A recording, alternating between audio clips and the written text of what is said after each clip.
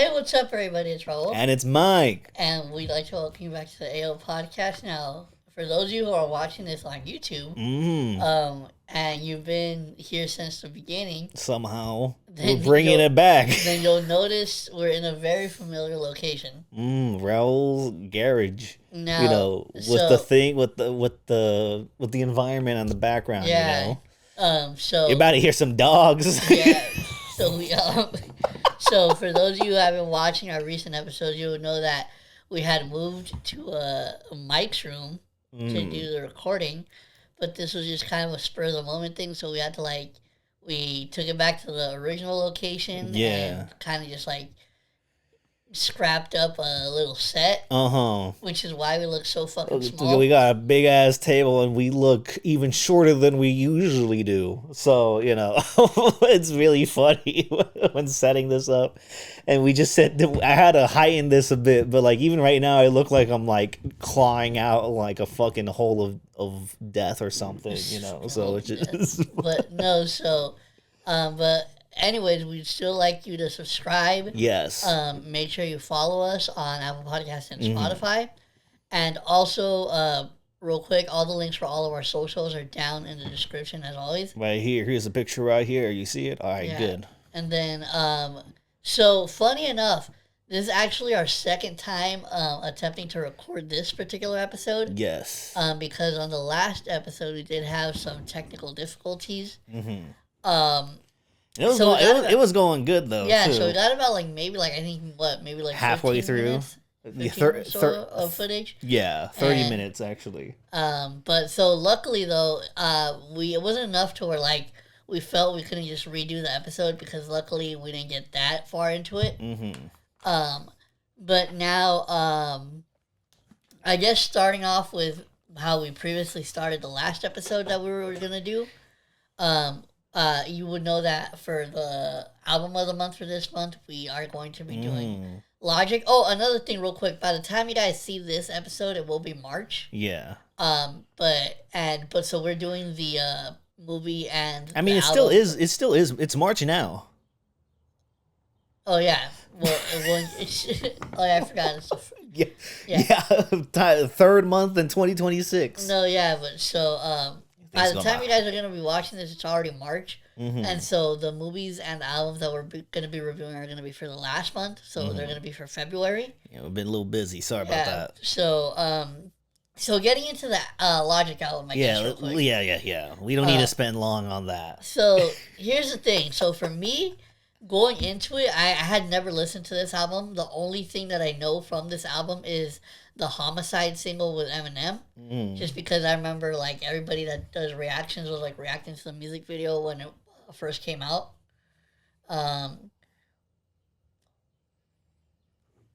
Great. But aside from that, I didn't know anything else. And here's the thing: going into it, I already wasn't excited because I know that it's Logic, and I'm not very fond of Logic personally. He has a few songs in here, in there and here and there that are jams that I do like, but overall he's just not one of those artists that I would never really want to listen to a full album from. No. And I have quite a few artists like that actually, and it's Logic's just one of those.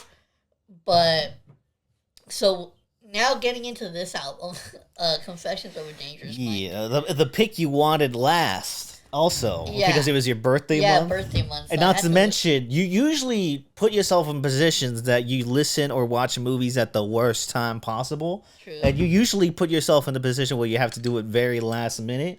So you listen to this whole ass album at the fucking gym. Yeah. Because you didn't have time for anything else. Even though I kept telling you, hey, make sure to not listen to this at the worst time. And you're like, nah, I fucking love doing that shit. Okay, so for those of you who haven't seen our, and shout out to you guys if you haven't checked that episode out, make sure you check it out. If you haven't seen our, is a funny game? Yeah, funny game. Yeah.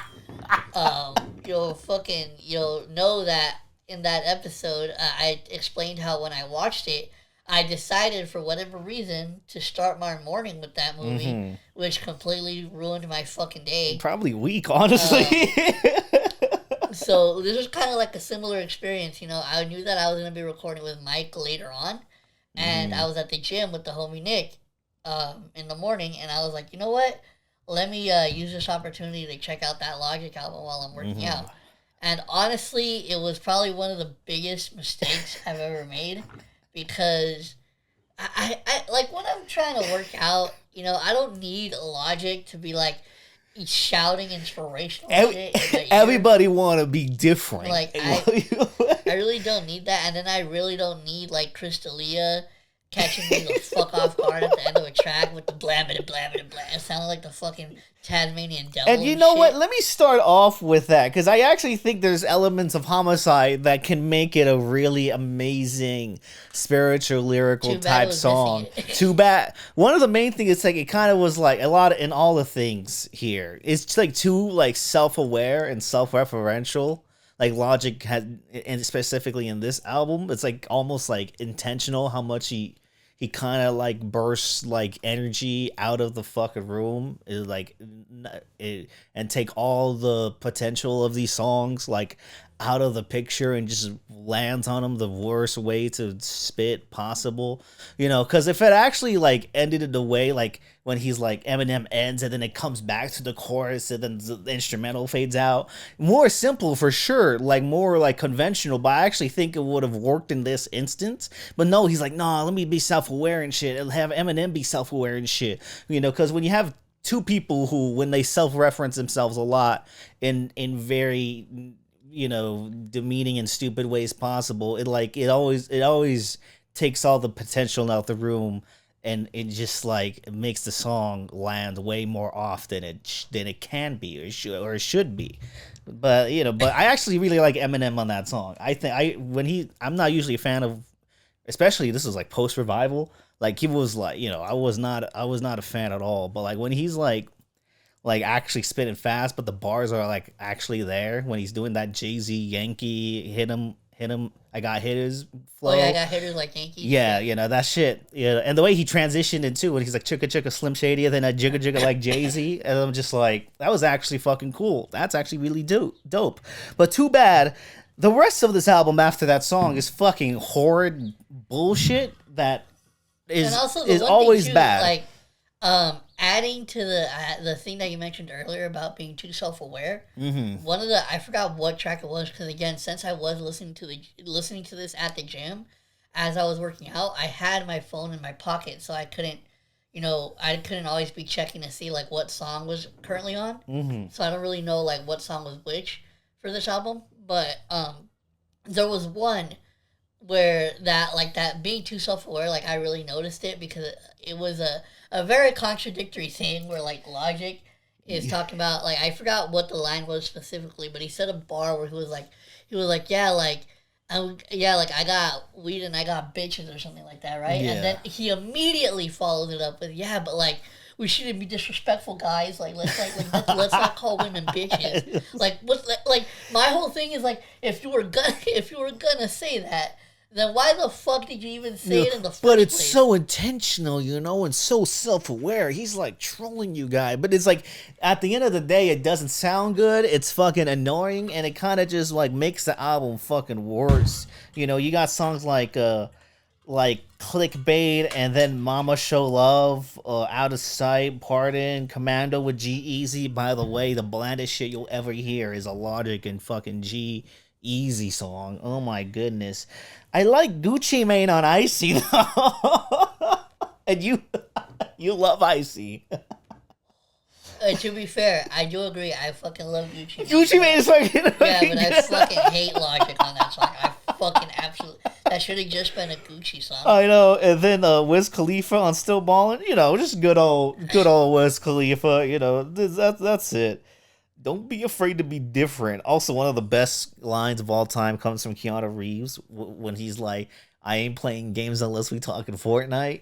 That's the funniest shit, I think. I will say that did make me laugh. It's really cringe, but I did fuck with that line. Wait, speaking of lines, this is another reason why, to add to the fact that overall, I think, while I do think Logic is talented, it's just, to me, I personally find him really corny. Yes. And it's because of lines like this. When he says, I'm only I'm only black or something when it comes to my penis. Yeah. Oh, I'm biracial, but only in the penis. Yeah, and yeah, shit? yeah, Oh, he has a lot of those. When I heard those that, I was lines. like, come on, bro. No, yeah, I wrote that down too. He also mentions a lot of people. Was like a lot of people. He just like drops names. You know, it's fine. But if you were able to infuse him in a more creative way, it would have been cool. But like, no, he just name drops just to name drop, and he says, Yeah, like he's not the game. Make a whole 10-minute song dissing Eminem, and no one likes it. You know, that shit was so disappointing, dude. That was like one of the wackest, and it's the fucking game too. So I was expecting something. And he still makes good music. Like I actually, the Yeezy song that came out years back with Kanye and in the game, I actually like that song a lot. Bro, I'm telling you to listen to his fucking mixtape he just did with. Oh DJ, yeah. DJ Drama, bro, that shit's fucking I gotta amazing. listen to that. Yeah, That you know shit's what? amazing. That shit does sound good. But you know what's not amazing? Just this fucking I will say, I really love the last track. I really actually fuck with heavy that last track of the thing because it's like it's him more going in on it, more confident, more hungry, and the way he's spitting on that shit was actually really fucking dope. Not to mention he's also he's a main producer on his albums now, so it's just like I'm pretty sure he did that last track, and like Logic as a producer is like fucking really damn good when he's like able to like hone in on that J Dilla MF Doom inspiration. So overall, I would have to say I think I would give this album maybe a 2.5 out of 5. Or if we're talking on the 10 scale, probably I'll probably give it like a 4.5 out of 5 or 4.5 out of 10. It's just like it's just one of those albums that's not for me. So I can confidently say that I would never return to this album personally. But I don't think it's like completely horrible either. I would give it like a 3, honestly. Like there's too much of this album that, despite potential from many of these tracks, actually, like even in my notes, there's like beats on there that I enjoy, and like there's flows and like features that I like. But I think Logic just went at this the very wrong way at the very worst time. Because, and at the time I was actually there was a time where I was, technically I still am, technically, a Logic fan, and then, especially Under Pressure, The Incredible True Story, the Bobby Tarantino mixtapes. I was actually old. I'm trying to remember what the name of it is. Fuck. It was one of, like, I think it might have been a single from one of his mixtapes, and he did a music video to it, and this was, like, from way back in the day. And he's, like, partying, he's, like, riding around in a car. I can't remember, I think it's, like, All I Got or something, something along those lines. I can't remember what the And those mixtapes, too, were fucking incredible as well. I was, and especially hearing this album at that time, where I was like, come on, please, Logic, come on, get back up. And then this was just like, for a long time, this album just left a bad stain in my mind. It still does. But that being said, there's some things in here that the last track I think is actually really incredible. But I think there's a lot of bullshit on this album that really stirred me off Logic for a long time. That being said, shout out to Logic, first of all, making a movie and releasing it. Hard thing to do. We can't even write a page. We tried. But Ultra 85, one of his more recent albums, is actually fucking incredible. That's an actually really good Logic album. Ultra 85. Rap album? Yeah, and it's actually really good. It's really good. That and Vinyl Days is really good too. Was it Vinyl Day? Oh, it's No Pressure. It's No Pressure. I don't like Vinyl Days, but No Pressure and Ultra 85 are like solid Logic albums. But now he's a joke though. But now, subtle ass fucking gut shot at there. This album is the reason why he's more of a joke now. But now moving on to an album that we were both actually anticipating. Even though I didn't realize that it had came out the day it came out, but. We're talking about the Baby Keem album. Oh, I thought we were going Uncut Gems first. Oh, yeah, huh? Yeah, so let's just scratch that. That's the preview, but there's a movie we saw yesterday. Oh, yeah, so the movie that we're doing for for last month was Uncut Gems. So we actually watched that last night with the homies. Yeah, and there was like a good chunk of people there too. Yeah. It was like bigger than we expected. It was like, oh wow, okay, people actually came through when we're watching. Even though this. like the last people showed up like halfway through. I know, like literally like last 10 minutes, they're like, "What are you watching?" We haven't watched it, but we'll watch it though. But also from the directors, one of the directors went to make Morty Supreme. The other director went to make Smashing Machine. But also, these directors have also made Good Time. So that's a one-for-one directed movie. Wait, what?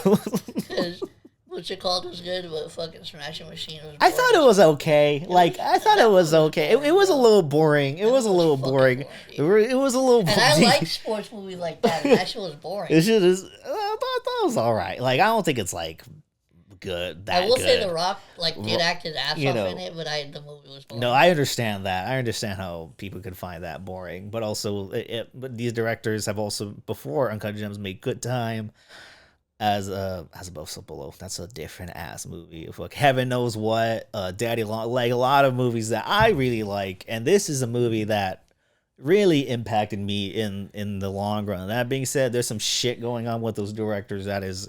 There's some news that came out recently that is not good news. So I just want to acknowledge that. But right now we're just going to talk about the movie and our experiences with it. One of the movies they accidentally was like filming like an underage extra during like a thing.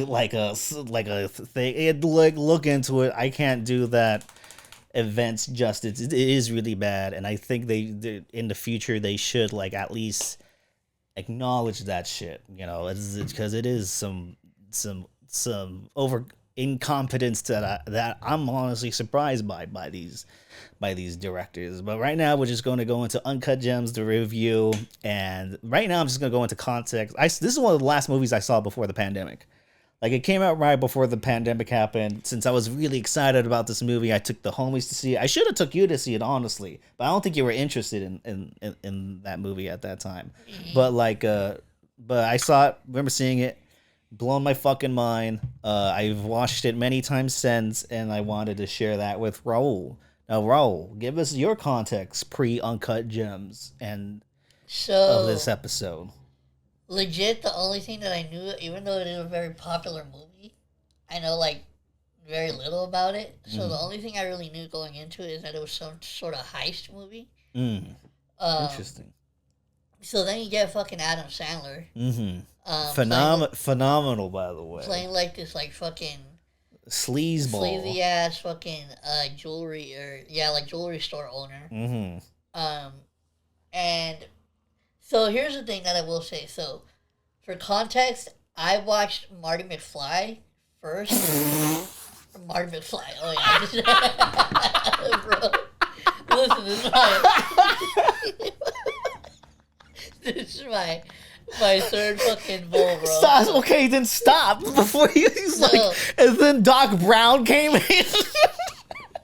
They were not want the Hills Mall and shit. Hey, listen, that was a good fucking capture for the fucking podcast. Fuck you. But, so no, for context, I watched Marty Supreme before I saw this movie. So I kind of went into it already. When I went into Uncut Gems, I already saw a lot of the art style. That was in Marty Supreme in this movie. And just to give my general opinion on the movie, I did enjoy it and I thought it was a really good movie. The only thing is, for me, I think since I did watch Marty Supreme first, I honestly feel like that was just a little bit more out of the box and kind of unexpected for me. Just because even though Adam Sandler did a phenomenal job in this movie, acting wise, but because of the character and the situation that the story is set in, I feel like you kind of more so knew what was going to happen in this movie as opposed to the Marty Supreme one. Because, for the Marty Supreme one, I think back to the scene where he's, they go back to that one house to get that old dude's dog, and then he fucking gets shot at. Yeah. And it's bro, why, who in the fuck would think that would happen to a fucking ping pong player, like, of all people? Marty Supreme falling through the bathroom. Yeah, but it's like with like the Adam Sandler character, like, you know the type of business that he's in, so you know, like, that obviously is gonna be like in fucking intense situations all the time. So it's like, you kind of, like I said, you kind of knew more so where that one was going. Where like Marty Supreme just kind of came more off as a surprise to me. Yeah, and it was interesting seeing the reaction after that because our other homies, Luis and Rob, they actually like Uncut Gems more than Marty Supreme. But you and Nick actually like Marty Supreme more than Uncut Gems, which I thought it was like a really interesting, division. But also, I've seen this movie like this is my fourth time seeing Uncut Gems, if I'm correct,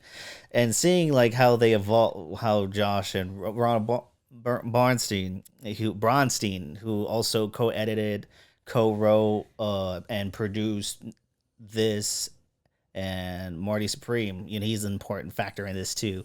And then just see the way they move chaos, especially how like the chaos moves the character and how the story progresses through the character. And by the way, spoilers, by the way, but it is a little famous, it's an A24 indie movie, but like it has gained like such a following sense. Like a lot of people still like go back to this movie, especially Adam Sandler, who I think it win awards. Yeah, it won tons of awards. It actually got snubbed at the Oscars. Like Adam Sandler didn't get even nominated for that year. And there's a couple picks in that year that was like, okay, you could have picked him over this person, but I'm not even gonna get into that. But also, real quick, I will mention, at least for me,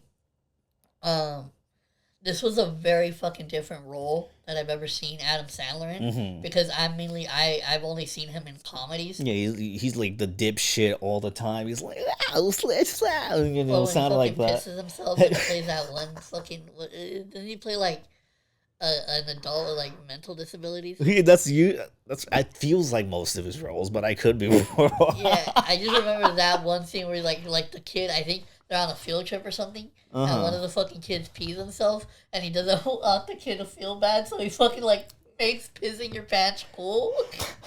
Isn't that little Nicky? Yeah, he's like the devil's involved and shit. Yeah. Okay, all right. I don't know if he plays a disabled person, but like, does he? I haven't watched. No, wait, what was the name of that movie? It was it's a very popular one. It's the one where like he's the son of some like millionaire or something.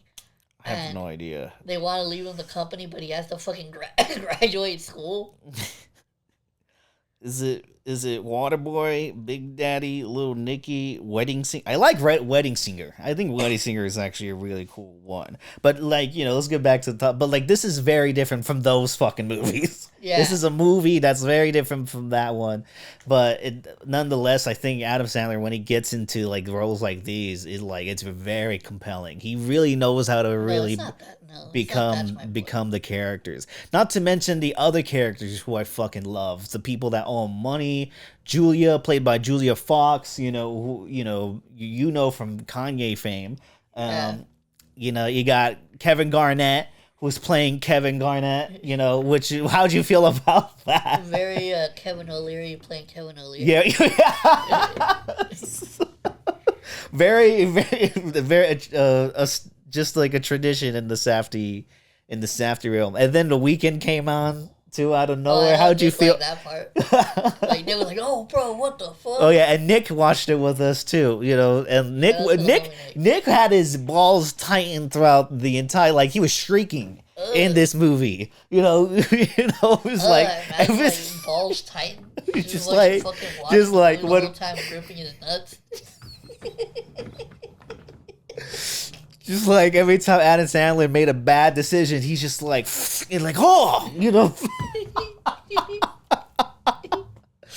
like, holy shit, that's crazy, man.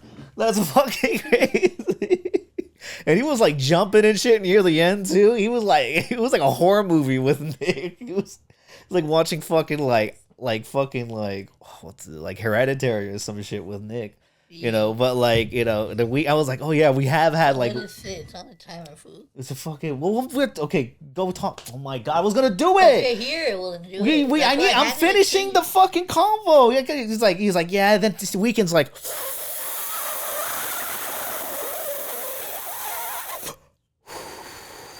Anyways, the weekend. I'm so glad that I couldn't really hear that, so that's fucking great.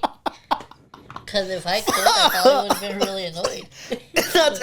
By the way, off topic. Well, Mike, try not to die. Well, your headphones don't work. Fucking bitch, right? You're the one talking. He's like, good thing I can't hear you. Oh, yeah, so I gotta get new headphones, apparently, so, yeah, that's just kind of the thing. But, dude, shit's been happening, yeah, man. It's been a long month. Happy birthday, Raul. He's 52. Fucking bitch. So overall, my thoughts on this movie, for having seen it for the first time. Oh, also another kind of a little exclusive. This is a first. I actually I do this very rarely, but I actually haven't even posted my Letterboxd review of this movie yet. No, you haven't. I looked. Yeah, so what I will say here is gonna be like my first initial reaction. Yeah. And rating to it. Yeah. So I think I would have to give Uncut Gems a 3.5. Damn. Out of 5. Damn. So for me, it was like low. One of those things where it was. I do think it was it's definitely like a better than just an okay movie. Yeah. And like I said, but the thing to me is that I feel like you like Marty Supreme more and how that did. Yeah, that. and I feel like not only that, but I feel like because I saw the way that the style of that director doing something kind of similar. Yeah. Because if you think about it, it's the story is kind of there is parallels between Uncut Gems and a lot of their movies Marty Supreme have a style like that. Yeah. So I feel like having seen Marty Supreme first and seeing how that style is done, I just felt that it just kind of had me a little bit more on the edge of my seat when I was watching Marty Supreme. Yeah. But I still think that this is a good movie. I did enjoy it. Yeah. But you just that one impressed you a lot more. Yeah, I just feel like the elements kind of got me more on the Marty Supreme one. Wow, that's very interesting. I like that. I really like that a lot. But I mean, obviously, and also, this is Uncut Gems was their last movie before the Smashing Machine and Marty Supreme came out, which both came out the same year. And Uncut Gems came out 6-7 years ago, so there's a 6-7 year gap between their next movies. So I was when I watched Uncut Gems, I was just yearning for just more Safety bro shit, and now we're getting it, and I'm all right, cool. And also, one of their directors, who directed Smashing Machine, he was in Oppenheimer. He's a major actor now. He's gonna be in The Odyssey. Oh, damn. So it's just I would say shout out to them, but I read that article. Go read that article. It's a little insane and disgusting.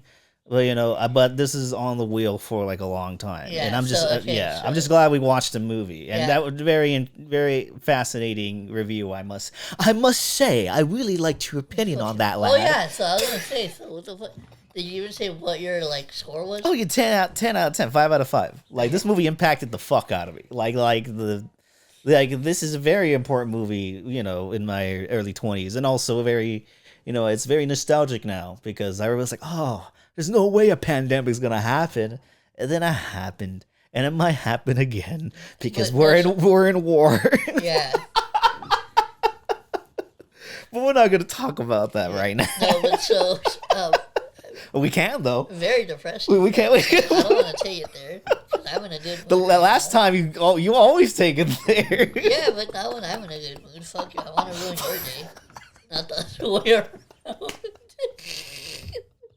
No, but so there you have it. That's gonna be not only the album but also the movie for the month of February. Yeah, and we'll pick the 2 for March later this episode. Yeah, towards the end. Yeah. And now, but moving on to something we got a lot to talk about. I think the recently released and highly anticipated album from Baby Keem, Casino. Yes, which also a very long gap, 5 years since his last album, Melodic Blue, which I re-listened to recently.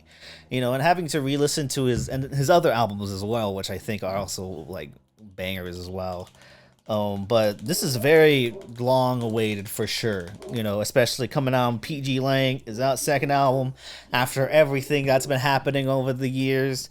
And like honestly, like I wasn't even expecting much of this, even though I've watched documentaries. Like Melodic Blue, I think is ambitious, but it's not like my favorite thing ever. Like I do think there's a lot of things I don't like in that album. But that being said, I was still excited for this because I know there's going to be a lot of things I would like. Also, But that, just to point yeah, out, this was my first Baby Keem album. yeah, that's insane. I'm surprised you haven't heard Melodic Blue. Well, I mean, I obviously have heard some singles from him yeah, that I like. I just haven't heard like a full album. yeah, no. So yeah, and then honestly, I'm just gonna get right into it. He doesn't miss a fucking beat because he comes in with fucking no security. Yeah. And no security is such a very vulnerable, low key, but very passionate way to introduce the album and basically the themes and what he's gonna talk about. And bro, I haven't heard him spit like this. Like I think he's a good rapper for sure, but I have this whole album. I haven't heard him spit like this at all. Like every rhyme, every flow, every delivery, like kind of took me by surprise. I also will say the one thing that I really liked about it is since the album, obviously the name of the album is Casino. Yeah. And I do like how throughout this whole album, even though there are like a very like it's a mixed bag of sounds on this album, I do like how he does keep the theme of Vegas going throughout this whole album. Yeah. And like betting and casino and slots and all that, with especially with the sound effects like in the middle or near the end of tracks or the beginning of tracks, makes it like it's I wouldn't say subtle, but like it creates a bridge throughout the entire album, which flows really well. Speaking of the name of the album, the song named after the album, Casino, with the dollar sign in the middle because it's fucking different and shit. That shit is a fucking banger way to lead into the second track. And then is you got things to talk about Casino, that second track, or you just agree? It's I agree. Just keep going. Yeah. You'll come in when you come in. Yeah. Birds and the Bees, what I think is like, I think it's such like a very nice track, very nice sounding track.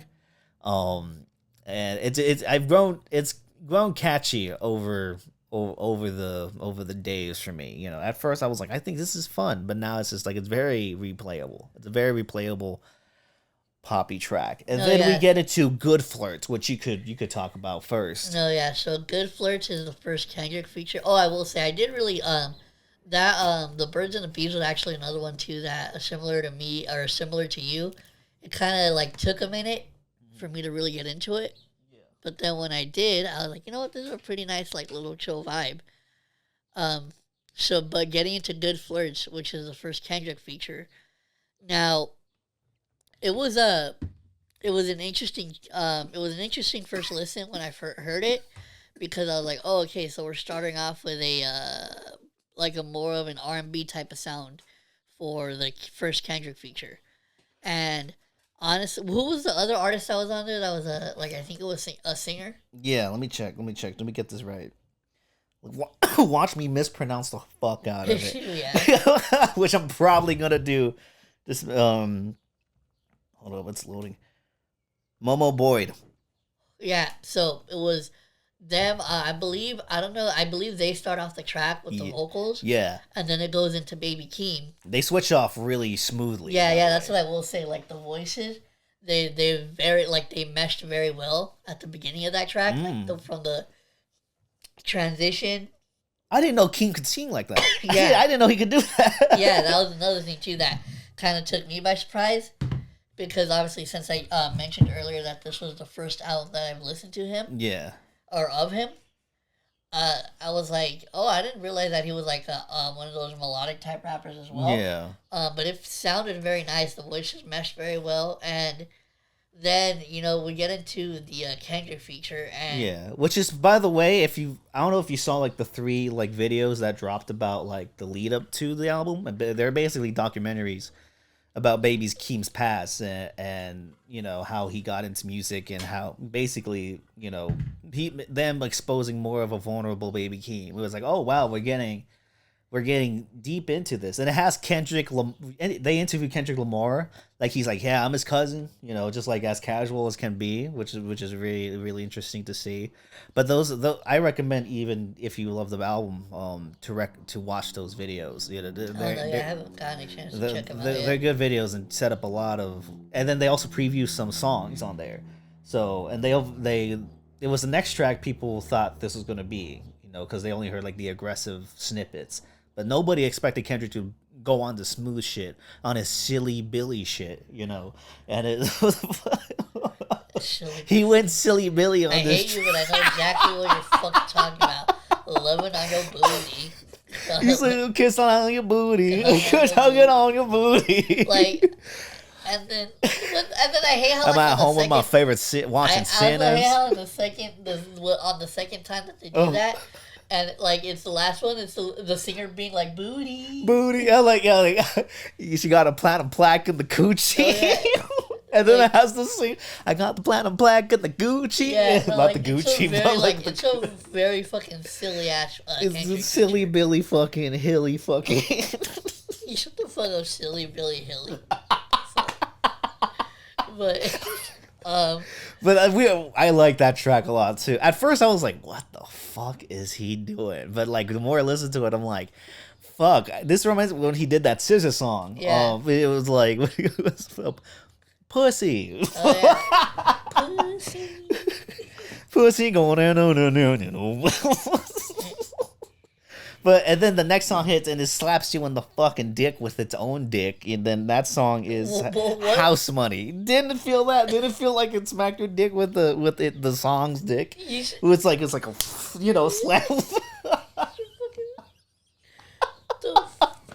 I don't even want to tell you what that made me picture. You're fucking stupid. But no, yeah, so going into these second. Oh my god, I don't think I've smoked like this, like grass like this in a while. No, but getting into the second Kendrick feature. Now this one was like the more hype. Yeah. This was the one that people were expecting. Yeah. And I will say, at least for me, I thought it delivered. Yeah, no, that chorus is fucking funny. I smell something, and he's like, pussy. I wish you had the headphones right now. Fuck. Yeah, I'm not a lyricist. The track after, oh, okay, yeah, this one was your favorite. Yeah, this one is one of my favorite. One of the best songs he's ever fucking made. Heavy Andre 3000 vibes. Especially not only Andre 3K, but like early Kendrick, like Section 80 Kendrick, which that like hit the soul like low key. But like he's able to use those influences to make this like his own, and with that beat too, that like fucking storytelling type beat, like the way he just set that mood, it was fucking, it was phenomenal. It was phenomenally. I don't think I said that right. Written. It's funny enough as a child, I'm not a lyricist. You can't fucking pronounce phenomenally.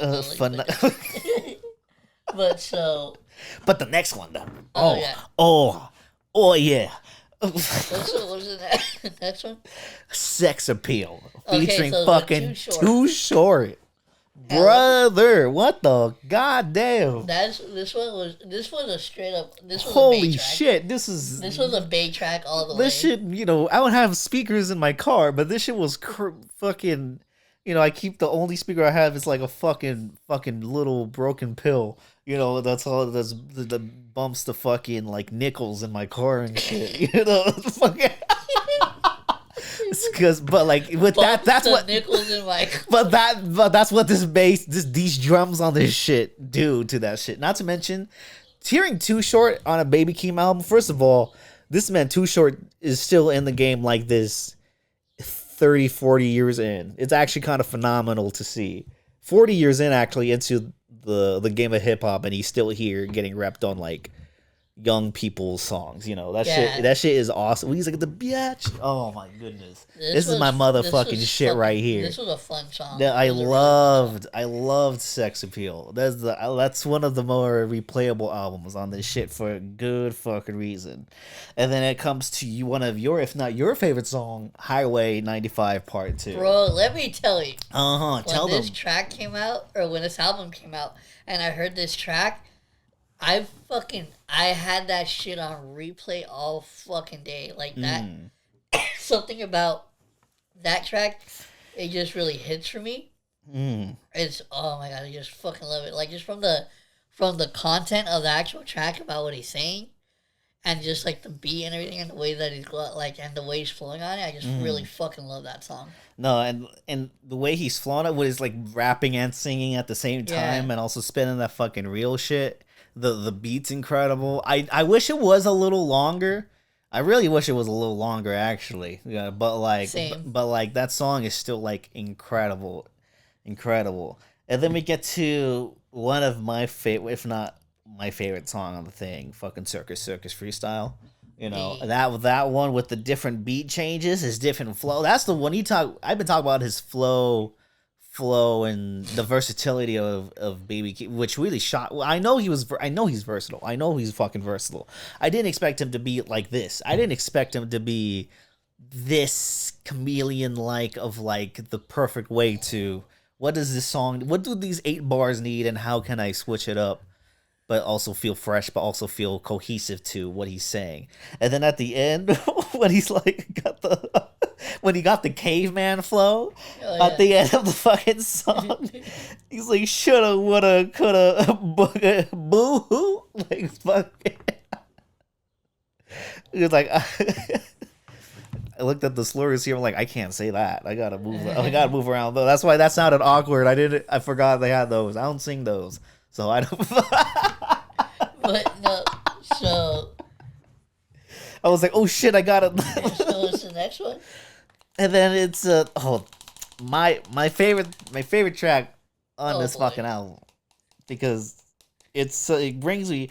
By the way, I've been depressed as motherfucking dicks the last 2 weeks. So when I heard this song made me happy. So I'm like very biased right now, because I think Raul is like the evilest, meanest, unhappiest, cynical there's Mexican that I've. I love how you said Mexican like that's a distinction. You're fucking Mexican too, stupid. So, he's like, you know the Mexicans we know. I'm guessing we did teach you fucking Dramatic Girl. Yeah, we're talking about Dramatic Girl, which everyone seems to hate, I guess. But like, I think it's a fun. No. I think they're all wrong. I think you're wrong. I think you just don't relate. No, I think you just. Listen, I think I'm all for fucking like hip hop artists experimenting with different sounds, but there's just certain times where it just doesn't fucking work. And it's not this. Yes, it is. It is not. It works really well. Bro, I'm like, the more that I think about that beat, it's like it's bordering on like it sounds like it's kind of like giving me like fucking like Last Friday Night vibes from that shit is fucking lit. But not. I don't want to hear that shit from Baby Keem. I think he's doing it good. Like, this is MGMT. Well, I will say it's very white person. Yeah, that's the thing. That's the very white person. I don't like it. It's like it's too, because like I don't get me wrong. Like obviously, like there have been hip hop artists that have done pop shit before, but it's just this one. I don't know, for whatever reason, it comes off a little bit too pop. It's just too pop. Yeah, too pop for you. I think that's my main issue with it. It's too pop, not Tupac. I hurt you. I fucking hate you. But no, I think that's just my main issue with it. It's like it's a little bit too poppy for me, and it's just it's one of the. Yeah, I just can't get with it, man. Oh man, that's crazy. You know, and we were texting back and forth. We had like whole chats arguing about this shit. You were fucking upset. I was upset. But then I looked, I'm like, fuck, everyone doesn't like this shit. I'm like, I think they're wrong, and I'm right. I gotta stand on that. I think it's a phenomenal track. Definitely it's just, here's the thing too, is though, like I can see why somebody would like a track like that. It's just for me. It's just one of those tracks that's just not for me personally. Especially on this album. And here's the thing: you would have actually said if the album was more mid, maybe this would be a better song. But since like the standard was like, Yeah, it just kept hitting, it just kept hitting you. Because you heard this song that was like not, it was like mid, but it was like, what the fuck is this though? Yeah, like because every other song I heard prior to that was pretty fucking good, and I actually really liked. So going from like the kind of that high to just kind of like a drop point for me, Yeah, it was just it just kind of threw me off a little bit, and it actually another reason too why like another reason too that I kind of don't like this track is because if this track were not to have been on this album, I felt that like my opinion on the album would actually have been a little bit higher, but because it is on there, like I do have to like knock take it off down. some points. Yeah. So that's another thing that's unfortunate. That's another reason why like I don't really care for this track. But yeah, just overall, it's just a track that's just not for me. Yeah, I love this shit. I guess I'm in the minority. I guess I usually am though, but like, yeah, no, I love this track. And you were like shocked that I like this shit. Yeah, I love I this shit. genuinely was shocked that you like I love this shit, but also I like it's nostalgic right now. It's what I need. Like I'll think about the problems later. Right now, it's like bringing me joy. It's like right then I will take that. I will take that. Okay, yeah. I will take that. When I feel better, maybe I'll knock it down. But it's not right now. Not right now. But then the last track comes in, which ties the album together. Not all of it, but like in the very great way though. No blame. You hear him. First words, he's like, "I don't blame you, mama." Oh, yeah, you track. know where he's going, and I love because all the reactions I've seen it too. Once they heard that, they were like, "Oh no, he's going there again. He's going there." Talk about the mama, and reflecting pain. It hits a lot of us deep. But like, yeah, no, it's brilliant track, and great way. I wish that one was a little longer, especially with the instrumental, like near the end. I think it could have like had a whole 2-3 minute like intro out, honestly, like on some psychedelic shit, which I know because he did on Melodic Blue. He did like a lot of more ambitious shit on Melodic Blue. But like here, there's like there's still a lot of ambition though, but I wish it was longer and in that ambitious way, I guess. But that song is a perfect way to end this album. And it's only 36-37 minutes. It's really replayable. Like, yeah. That's another thing that I enjoyed. It wasn't like, because especially coming from from having just listened to that long ass fucking J. Cole album. I really appreciated the length of this album. And it's like, Melodic Blue was 53 minutes. Like, it's a 20 minutes longer than this fucking album, which it was crazy to see. But this felt like an exercise in the best way possible. It is like, let me get back in, because I know there's been a lot of things that happened between Melodic Blue, which came out 2021, and this album came out this year, 2026. But it feels like he's like making a stamp back. Like, I'm back and I'm gonna come in. So hopefully we get like more. Maybe we get more soon, but I'm not gonna bet on anything, because like hip hop, people love taking their time and shit. People love not releasing albums, and I get it. What would you rate this album? I think because of that, I do feel it is less ambitious to an extent than Melodic Blue. That like, and I don't even like Melodic Blue like a lot. I do think there's some parts I do like, but there's some parts I don't, and that I'm not saying it's bad. I just don't like them. But here it's just like I was shocked by the execution of this. This is pure hip hop right here. Honestly, if I'm being honest, this is pure hip hop right here. And like I don't say that a lot because I think it's corny as fuck, and I hate when reaction be like, "This is pure hip hop right here." No, but this is like it takes it back to the roots of it and why people go into it, whether it be to be fucking sliding on beats, or like being super vulnerable, or like telling stories and all that shit, or just being fun. So, but I'll give it a high 9. There's some parts in it I'm just like, I wish they were longer. I wish it was just like more executed in a bigger way, but this is a high 9. This is almost near perfect album, honestly. So I'm actually gonna uh share the same sentiment because I want to go with a 9. I thought that this was a really dope album. It's just that that one fucking song, man. I can't fucking do it. So, but with us, we got the same score. We just have different opinions on that score, which I think is cool. Yeah, but so that's gonna be it for that. But you know what? Speaking of like some rap shit, real quick, I did want to touch on this just because I think it's really fucking funny. Yeah. So I didn't fucking see this coming out of nowhere, but I guess currently 50 Cent is beefing with T.I. I thought that was over now. Well, it is. Oh, okay. I mean, like, all right. Like, it's something that just happened recently. Yeah. And I didn't even look into that. Yeah, I'm not gonna lie, I've been invested just because. So the thing is, T.I., I guess, recently released a single because he's preparing to drop a new album. Oh, yeah. And I'm not gonna lie, the single was fucking lit. I actually have heard it. I haven't, actually. It's pretty fucking dope. Right. But so what had happened is after that, I guess T.I. went on Instagram saying that he had talked with 50 Cent about doing a versus. And I guess 50 had said he agreed to it and everything. Yeah. So that's why T.I. went public with it. But then, I guess at the last minute, for whatever reason, 50 decided to back out. So obviously, like, T.I. got a little bit upset about that. So I think he probably posted something about it, like about the situation. Yeah. And then that's when 50, being 50, decided to post a picture of Tiny, which is T.I.'s wife, on his Instagram. And I don't remember reading the caption, but I'm assuming he said some pretty disrespectful shit. Sounds like him. And then that's when, like, T.I. kind of went off, and he ended up releasing, like, 4 diss tracks on 50. Damn. Yeah. And Four? here's the thing, 4? but yeah, 4. And the thing though is not. It was only, and then it was crazy because initially it was just T.I. and that's a lot.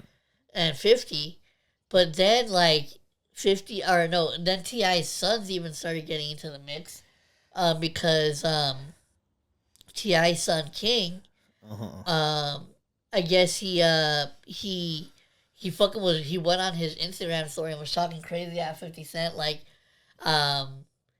I'm not gonna get into it, but he was like making comments about 50's deceased mother. Oh my god. So it was getting to that level, and so you have T.I. It's crazy because you have T.I. like on the music side just fucking out here dissing 50 Cent, but then on the social media side you have his son fucking going at him, and then this one fucking hit me from left field. Whole army. Yeah, but this one hit me from left field. I guess T.I. has another son named Domani. Who? And yeah, I guess he has another son named Domani. And that kid, I actually didn't know that he is like a legit rapper. Because like the thing is, King is too, but he's kind of like more like the new age, like kind of just like more sonically pleasing than like lyrical.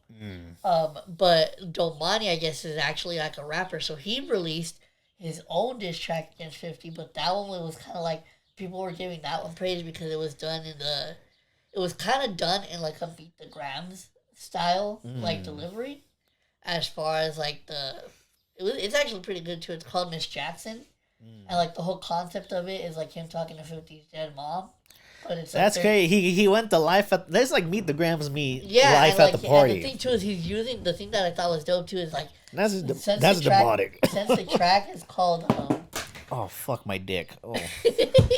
Oh shit! That sounded awful. I could. So then the track that is since the track is called Miss Jackson. Yes. He samples Miss Jackson from Outkast. And I thought it was done in a really dope way. That's such a good beat. So basically 50 right now, he has like the entire T.I. family jumping him from all angles, and 50 is like Succession. kind of like essentially just like waving the white flag because he's choosing not to respond, and he's like basically going the route of like, oh, like I'm too busy to I'm too right I don't need this shit. But here's the thing. But he always does it though. But here's the thing. the reason why it's getting so much attention is because some of the claims that Ti made in some of his diss tracks. I mean, they're valid. They're very fucking valid when it comes 50 to Cent's 50. a fucking dickhead, man. So, he started his career making mixtapes about robbing other rappers. So here's the thing. I guess to summarize it, there's a reason he got shot 9 times, bro. I think the reason why this ended up getting so much attention is because 50 has gone from being a rapper to not being a producer, but he's mainly he's like a businessman. Yeah, but he's mainly known for his antics online, like him being a troll is what he's mainly known for. And so I think the reason why this got so much attention is because since he's kind of deciding not to respond to Ti, I think a lot of people are finally starting to be they're listening to the Ti record and they're being like, hey, I never really thought about it, but I mean it is crazy that he is just kind of dodging some of the shit that he's saying. Yeah, he just wants to. I think it's just kind of one of those moments where 50 is kind of getting exposed a little bit. I mean, he's always been like yeah, but the thing is but people don't really see it that way. Man went to when he did to Rick Ross and showed up at the mic, that's crazy shit. Why people are so blind to this shit? Look at the fucking Drake and Kendrick thing. You don't think people have known that shit about Drake for years, but they just choose to ignore it. It's the same thing with 50. It only takes when something like this happens where somebody puts out a little bit of information that person's already known for, and then all of a sudden people want to act oh well yeah I never thought about that. Just know, all right? That's the thing. That's why I got that that's why I ended up getting that popular because it's that's crazy though. Yeah, it's basically pulling out even though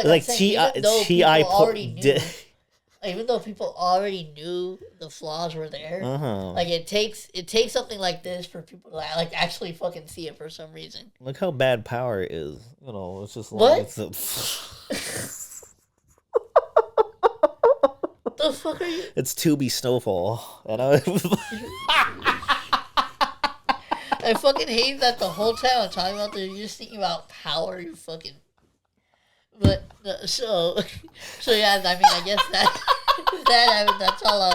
that's all I'll put into that one because fucking Mike decided to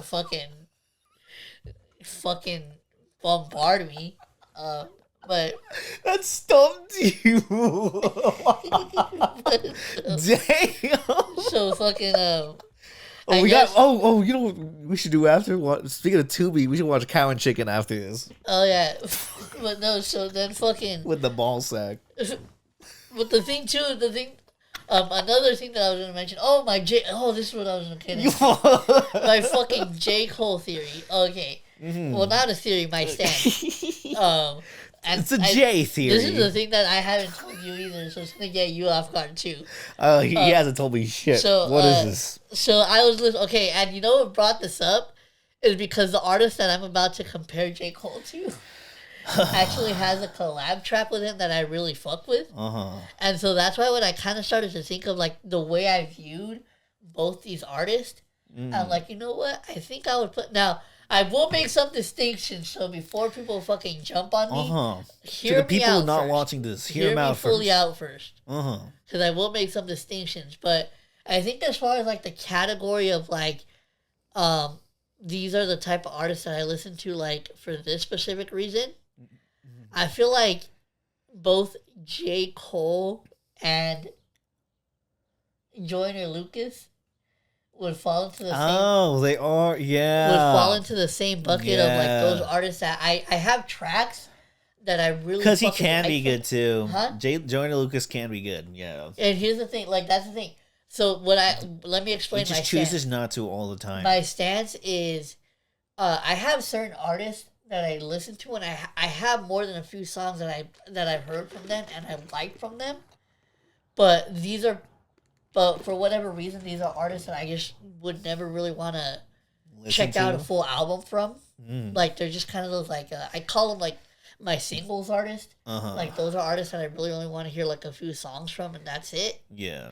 And I feel honestly, because he has a corniness to him, but that being that corniness outshadows that fact that he has made a few solid albums. But that being said, the name of it, it's just like, especially with that "I'm not a racist" video, which is I mean that's what made it popular. Yeah, it's kind of horrible, honestly. If I'm being honest. But I mean, he got him in the door, so I mean, yeah, at least he has he's that. Like, wow, he's woke. He's like, I never thought of this perspective. You know what was the funniest part of when that music video came out? When people thought that like it was actually the white guy saying the N-word. Yeah. Yeah. They thought the guy. It's like, oh, it's a black person saying this. Oh. That's so funny. I forgot about that. It's just, it was like, whoa, white dude, come on. No, yeah, but imagine if he actually got the white person to say it though. That would be really funny. No, wait, Squid, cut that out. Why? No, that's your opinion. That's my opinion. You're a race. No, but so yeah. Honestly, I feel like J. Cole and Joyner Lucas just kind of fall into that. Now, here's a distinction that I will make before fucking people lose their mind. Yeah. I will acknowledge that I do think J. Cole is a way better artist than Joyner Lucas. I just feel like for me, like for artists that I want to listen to, he just kind of falls into that same bucket where it's like, this is kind of an artist that I just kind of like. I enjoy, and I will say that I will give J. Cole like the slighter edge above Joyner Lucas in that bracket, just because I have heard albums from J. Cole now. Yeah. And I don't think I've ever listened to a full Joyner Lucas album before. He actually has some things. He has some good things. So but you're not gonna listen to him. So so J. Cole is slightly above. Yes. J. Cole or Joyner What? Lucas. J. Cole is slightly above Joyner Lucas in that aspect. But I would still say that they still fall in the same bucket for me. For you personally. Yeah. Your opinion. Yeah. And now moving on to some craziness. Uh-huh. So, last we had talked about this topic, it kind of seemed like Netflix was going to be the ones that were going to be closing in on that deal to buy Warner Brothers. Yeah. But, unfortunately... Paramount got it. I was gonna fucking lead into that, you fucking bitch. But okay, yeah. So Paramount Plus ended up fucking you tease a lot. The bidding war for Warner Brothers, and so now whenever this merger does happen, I saw a tweet that basically pointed out all the the changes that were gonna be coming after the merger goes through, and I think the main and the main one is Paramount Plus and HBO Max are going to become one streaming service. Yeah. And I believe they also do get all the Discovery Plus content. So they obviously acquire all of Warner Brothers' library. And here's the thing that I think I wonder if you have a rant about, because I know how you feel about movies. Yeah. But so according to the thing I saw, it said that they're giving each studio that's under them, and that's like releasing movies from them, they're giving them, each studio has to release, I believe it's 15 movies per year. Yeah. And each movie is going to have a 45 theatrical movie release window. Yeah. Which means that after those 45 days, it will be available on streaming. Yes. How do you feel about that? I think everything is shit anyways. I think with Netflix it'll be less movies, but now with Paramount it's going to be more propagated movies, because the reason why they got that acquisition because Donald Trump is like spearheading that. Like he wanted all these these things to control. He wanted a whole another studio to basically control and shit. Because he wanted a new Rush Hour movie. Yeah, it was funny. The director of the Rush Hour movies that's coming back is actually on the Epstein list, and has the Melania. It's crazy that you pose that as hey, you know what's funny? And he made the Melania movie, like the documentary. Yeah. Oh. The one where we saw the popcorn buckets at the movie theaters for. I think my favorite is I think it was for the movie posters. They kept drawing Hitler mustaches on. Oh yeah, the bus stop. Yeah. You know, I actually wanted to talk about our bus stop that we're nearby, but I'm not gonna go into that because they just redid it. It is pretty cool, but like I'm not gonna talk about it. But like, yeah, uh, it's just more propagation to be controlled by. I just hope, but usually at times like this, where like it seems like, you know, because I actually would rather had Netflix did what they do, but then Paramount, because that means like just like more. But either way, it's like a lose-lose situation in a lot of ways. But art is going to be art, and we will prevail through it, no matter the systematic things that happen. So that's all I'm gonna say about it. Yeah, we'll see how that movie theater shit plays out. Yeah, because they want to fucking build a data center near where that mall. Oh yeah, I read that. Yeah, and it's just like, are you fucking serious? Like, I really hope that doesn't go through. No, because I guess I read something that said that they still have to, because if they would want to build that here, they would have to change the zoning permits. Yeah. So I hope that it doesn't go through. Yeah, no, that's something that I do not. You know how much want. power that shit would use? Yeah, you know, everything here would be fucked. All over the like, no, fuck that. We don't want that. No, we don't want that shit here. We'd rather have a dead mall when 80% of the stores are closed than have that shit. Literally, the whole revenue is coming from AMC. I know. They're the ones keeping the lights on. And then Paramount might take that shit away. So everything connects that connect that one too. Yeah, and it connects like that. It's like if Paramount shit goes through, you're like, yeah, more movies theaters, but like you're gonna be getting major commercials by fucking Israel. What the fuck? That was only Buffalo Wild Wings we had. I like how you're mad about the Buffalo Wild Wings. Like, mergers are coming. Capitalism is taking over. The environment is dying. You're like, man, what? It was near the Buffalo Wild Wings and shit. No, but you know what's crazy? Like the amount of like actual reconstruction of where we live. Yeah. Like, because we have the mall situation, and then even we have some construction even going up down the street. Yeah, no. So that's like fucking crazy. Yeah, and that had hosted a whole set. You know, were you the one that put me on to like the movie rental place that was there? Yeah. During that summer, like literally, this was like you could rent movies for $1. And it's like, okay, I have $5. I could rent 5 movies and then watch them within the next 24 hours. And that's what I did. That was the summer once we got out of high school. I just like went there, bought. There was like some cool little shops there. I remember I used to go cut my hair there. I remember like towards the end they opened like it was like a Korean shop where they sold like I think it was like ice cream and like boba. No, it was boba. And they sold like food too, like chicken and stuff. There was like it was a good teriyaki spot that was there with the iced coffee that was like just fucking delicious. Oh, there was another burger spot there. I only ate There's a whole ass like school there too. What the fuck? That was I could censor it here, but like, wasn't that where Opportunities was? Like a whole ass like center for students.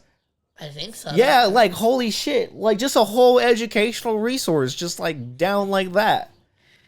Like, no, the way everything connects, and this is crazy from having the conversation about the Paramount shit. The way everything connects little by little is like crazy, you know. Yeah. Is nuts. So, but yeah, speaking of times are changing. Speaking of nuts, let's do those wheels. Oh yeah, the wheels. Yeah, so we're gonna spin for the album, and you did that for way too long. The album and the movie of this month. Yeah. For March. First we'll do album, and oh damn, I didn't know it was 4 already. Yeah. Yeah, we should wrap this up soon actually. It's a little longy. It's a longy dongy, Shut the fuck up. Alright, so we'll start off with the movie for this month. Let's go. I forgot the movies that were on here. I hope I fucking get a movie. I already watched your movies. Oh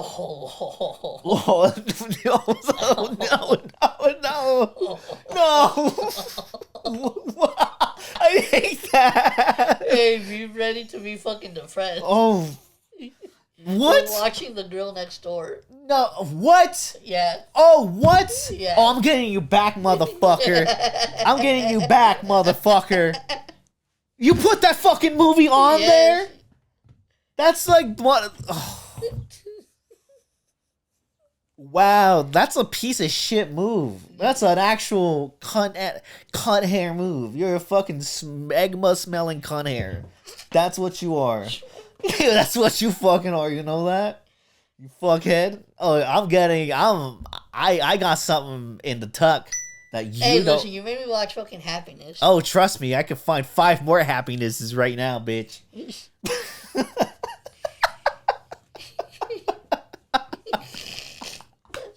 That sounded funny. Alright. Alright, so now moving on to the album of this month. I hope it's fucking dog shit. Oh shit. What you put it? What you got? So we got a really bad movie with a really good album. Wow. We're getting Kendrick Lamar's Section 80. I fucking hate this. I hate this combination. Oh my god, oh my god. We're gonna talk about Section 80 though. That's phenomenal. That's nice. That's nice. That's nice. We could probably do that one soon, and we could save the Girl Next Door for next March. Nah, fuck you. Nah, You man. made me listen to a Logic album. Fuck you. That's not the fucking same. I did make you listen to AGR though. Yeah, that was horrible. Fucking No Crash or whatever song bullshit. Fucking the most fucking We Are the Fucking World sounding ass fucking record. Like, hey, look at me, guys. I don't smoke weed. And I'm cool. Fucking hate that song, dude. Oh my god. That we're gonna recommend our recommendeds. What the fuck did you even say? We're gonna recommend our recommended.